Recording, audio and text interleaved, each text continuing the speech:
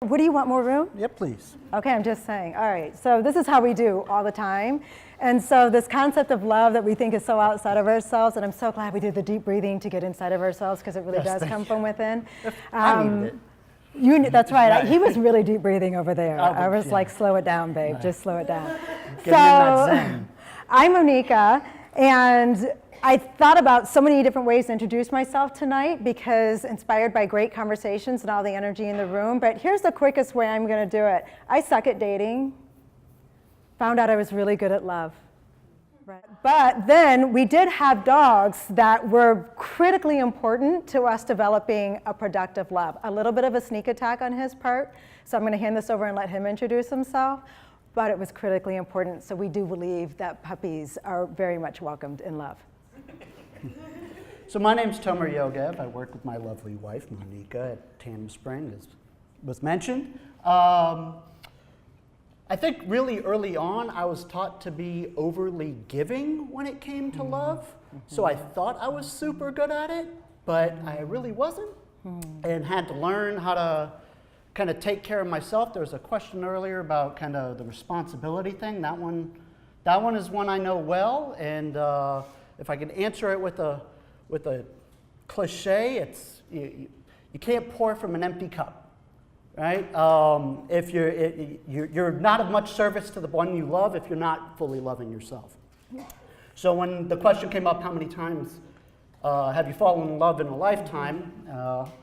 You would think that this would be the last love that I found, but actually she was my second to last, because the last one was really learning to love myself, so I could in fact love her better. As luck had it, my sister was actually staying with me at that time, and she has 3 dogs. I had 1. So it was me and my sister, her husband at the time, 4 dogs in the house, and my dog is one of those dogs that would trade in literally every other human on the planet for just one more dog.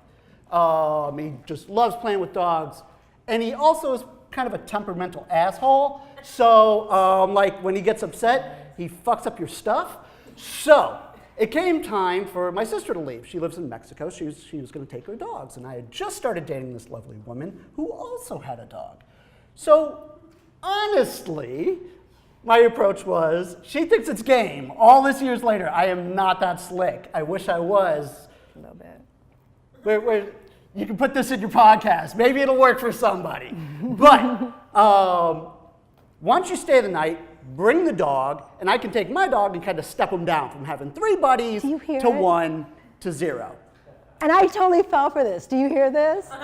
It was legit. Dog. I would own up to it by now. I swear I would. But it was legit. And the long story short is the dog never left. She spent a couple of nights back at her place, maybe a few. But essentially the dog then had moved in, unbeknownst to me. She shortly thereafter. So we ended up actually living together within, 2 months of dating? I mean, like, it was like this really weird, random, super fast thing. But then we ended up getting married, not so much even a year later, give or take. So that was 9+ years ago. And since, thank you. And yes, we'll take it. We'll take it. And in that time, we also launched Tandem Spring together. So what we wanted to talk about is just some of the things that we've experienced and learned, some kind of rules of the road, if you will, that we've kind of picked up on our journey of not only kind of living and loving together, but then also working together through that. Because what I, in particular, as the male in the equation, get from other males especially is, wow, you work with your wife? How's that? Right? Which effectively means, what happens when shit goes wrong, right? Because now everything has gone, right? It's one thing when you're fighting with your wife, I'll escape to work and forget about it for a while. It's one thing if work sucks, I can go back home and my wife will love it. It really sucks when both of those things are happening at the same time, and invariably if I'm fighting with my wife, both of those things are happening at the same time, right? So the response to that is, it's been touched on already by a lot of, we talked already about kind of loving yourself before you can love someone else. the other thing is understanding that your love, you are a unique person. You bring your own things to the table. The other person is a unique person. They bring their own things to the table. Therefore, your relationship is going to be particularly unique. It cannot subscribe to the rules of what you see in movies or books or this or that. It has to be custom. And so what we learned very quickly is that by running a business together and having our own unique strengths and what we bring to the equation and so on and so forth, that it became really important for us to provide ourselves the flexibility that when shit goes wrong, and thankfully we don't fight that much. We really don't. We really don't? But when it does happen, that we give it the space that it needs. Yeah. And what I mean by that is we fight until it is over, period, the end. And that means 5 a.m., we're still going, then so be it. And the luxury we have is we run our own business. So if we're fighting, that means 100% of the people who work at Tandem Spring are fighting with their spouse in that very moment. Right? And so it would only make sense if 100% of the employees at a workplace are fighting with their spouse. Hey, you know what, everybody? Office is closed, mental health day, go for it, right? We have the luxury to do that. So we fight till 5, 6, 9 a.m., whatever. We'll stay up, keep going through the next day. It doesn't matter. We go until it is done, knowing we can just shut down the business tomorrow. We can roll in at noon. We can do whatever we need to do. Now that is a luxury we have because we're a two-person operation, that we run our own business, et cetera, et cetera. But it speaks to the point that you can make love however you need to make it, for you, for your relationship, for your context, for your personality, for theirs, for your strengths, for your weaknesses.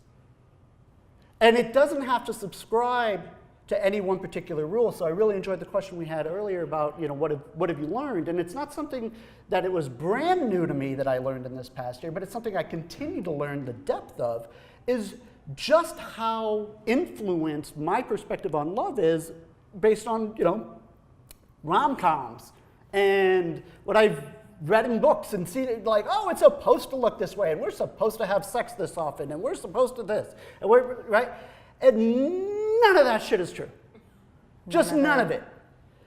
Love is kind of what you make it to be, and we've had the privilege of kind of going through this journey together and kind of figuring out our own sort of special blend to that. So again, we wanted to share a couple of things, but at the same time with the disclaimer that this is what's working for us. This is our own special sauce. If there's things in here that trigger some ideas for you, awesome. If you're like, wow, that's totally fucking ridiculous, I would never do that, cool, right? That's exactly the point. Cool, and maybe write a book about it. Right. Like whatever your flavor is. So I just want to go into what Tomer's offering in terms of your own unique brand. To be honest, in answering the question about how many times you fall in love, I was kind of like, well, once with myself, like on the playground. I was like, I think I love myself. And I was always really clear if somebody tried to take that love out of me. Like if you were going to try and tell me I was not worth loving, literally at 5, I was like, that'll make no damn sense. And I can't live the rest of my life not being in love with myself. So I'm going to keep working on that. I'm not saying I had it figured out perfectly, but I was going to keep in pursuit of that. And I say that because really for me, I had a love of self that I think I came into the world with, sort of like my wisdom from my past life. But then I was like, well, okay, so I think I got my own model of love. I think I get it. But I really had to spend time with myself, being alone in my love. South side of Chicago, just me and the dog. Just me and the dog on the couch every weekend, Little Hercule Poirot and Miss Marple, if anybody really knows me. So that was just me and finding my own version of love, truth in intellectual love, and just feeling love and still unpacking the layers of love. And I share that because I couldn't have found love with someone else had I not had all that and literally sat alone for years. Wanting love, but then exhausted from wanting love. I already admitted I'm horrible at dating, so I was like, I think I want love, but I'm pretty certain I don't want to date. So I was trying to reconcile all those different components. But when we met, one of the things we had to learn, do you remember what one of our first arguments was about? Was it the teaching one? Is that where you're going? It was the teaching one, but I don't want to focus on the teaching one. Yeah, that wasn't that was the fun teaching one. I didn't know he was going to think of the same one, but it was a teaching one where we have different versions of teaching, and we're like, my version of teaching, no, my version. And then like 2 hours later, we're like, we can both teach, so maybe we're both right about that. Just add a both and in there sometimes. So on the other side, though, what we really had to learn is like the second major fight was like on who's going to do the dishes. Oh, yeah. Like, and you're not doing, like, why the fuck didn't you do the dishes? Again. He's like, I did them. You didn't do them. I'm like, we're like going through the dishwasher, like, I put that in there. You put that in there, right? So we're doing that. And then at one point, it just sort of came to us. And I remember it was very, like, Star Wars for me. I stopped the conversation. I was like, it's a trap. This is a trap. Wait a minute. This is a trap. Like, exit now. Do not go down this conversation, this argument. We do not need to do this. Oh my God, I can't do this with you for 50 years. I got better shit to do with my life than argue about the dishes. And that's where we stepped into a much more productive version of love, and we added strengths into our love, which is again what flipped our model. So listen. Usually when it comes to cleaning a home or keeping a home, there are things that people like to do. There's things he likes to do, there's things I like to do. You can probably on a bad day for me invite me over to your house. I'll clean all your floors and your countertops. I'll rearrange the house, don't say anything, I do it a little bit too much, although he's onto my flow. Seasonally, gotta rearrange the house. Don't leave the house too saying. long, shit'll just be in different places Just different. all the time. Just different, you know, gotta go with the energy. But the point is, right, you understand, Ray and I. So but the point is that we had to just release the boundary lines of the love that was given to us. And when we released it, we found like so much space.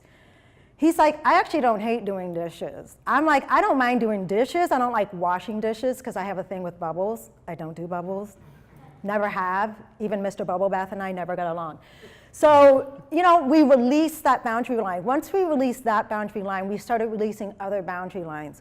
What does it mean to be in harmony with one another? What does it mean to share time with one another? Can we do it both of our ways? Even when it came to getting married, we had a whole conversation. It was in the middle of the street. It was on the vision. And he turned to me and he's like, really? You don't want me to propose? I was like, please don't. Don't do that. I don't want that. I don't need that in my life. Been there, done that, was already almost engaged and like got free from that. Thank you so much. Thank you so much. You're welcome. So got free from all that. But the point is we finally just said, but what do you actually want? What does partnership look like to you? And I was like, well, I just want a ceremony. And he was like, well, I kind of want to go through the legality of it. And so then I said, well, great, why don't we do both those things? We forgot to ask the family, so then they were hashtag a little mad at us, but then we gave them an 8-minute ceremony later, right before the awesome reception that we had. But the point is we kept our model of love focused on us. So, in business, so I know you love me. Just like, I just wanted some more energy, just some more energy, just a little energy. So I know you love me, but do you love working with me? I do love working with you. Oh, okay. Please share more. Yeah, I will share more. No, so what we do, we're strengths coaches. And so we do, eat our own dog food, as it were. And we really heavily orient around strengths. And it's kind of fundamental to the love that we have personally and as well as in work. And it's so critical.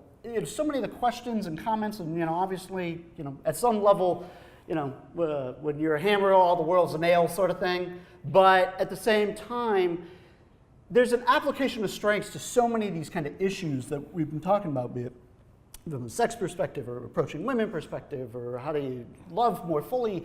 And it really, in our world, in our perspective, it boils down to who are you, what are you great at, and how do you bring that forward? And if you can get clear on that, then that's self-love, that's love you can present outwardly, and that's something that we've learned in our work, and I think, quite frankly, you've really been the lead on that more than me, around understanding that dynamic. And so one of the questions we ask all the time in our work, and it's a question I'll ask you guys, is just take a beat and ask yourselves, is what is a time that you were at your absolute best. When you were performing at the highest level that you have ever performed. This could be work, this could be sports, this could be in kindergarten, doesn't matter. When you have that moment, start asking yourself, what are the salient qualities about you, about that context that made that moment? Everyone here has been on this earth for decades. There's a reason why that moment is in your mind right now. What is it about that moment? What is it about you that made that moment happen? Get in touch with that. That's self-love.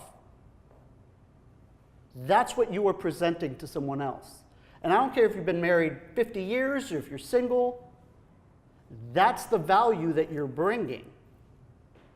And the clearer you can get on that for yourself, the clearer you can make that to someone else. That's a productive love. But then also in our work as coaches, that's also leadership. That's what it really means to lead. To be super clear about who you are and what you do and why you do it so well. I love the example of, if I told you that you suck at astrophysics, do you mind? No, you don't mind. You suck at a lot of things. You suck at brain surgery, right? You suck at flying 747s, right? There's all these things that you're incredibly bad at. But it's what we tend to orient on. It's, oh, I'll never, be loved if I don't, whatever, work out more. I'll never have great sex if I don't, whatever. I'm sure you have a gajillion examples, right? No woman will ever respond to me until I X. I can't get promoted until I Y, right? And none of that is true. It's all about understanding the value that you bring and getting super clear with that. And that's something that we've had to learn loving each other, working together. And it's the value that we try and bring in our work to our clients. So just two final things. When you have a productive love, when you are at your center and you're leading through strengths in that love, add a little joy and know what joy looks like and feels like for each other. Critical component.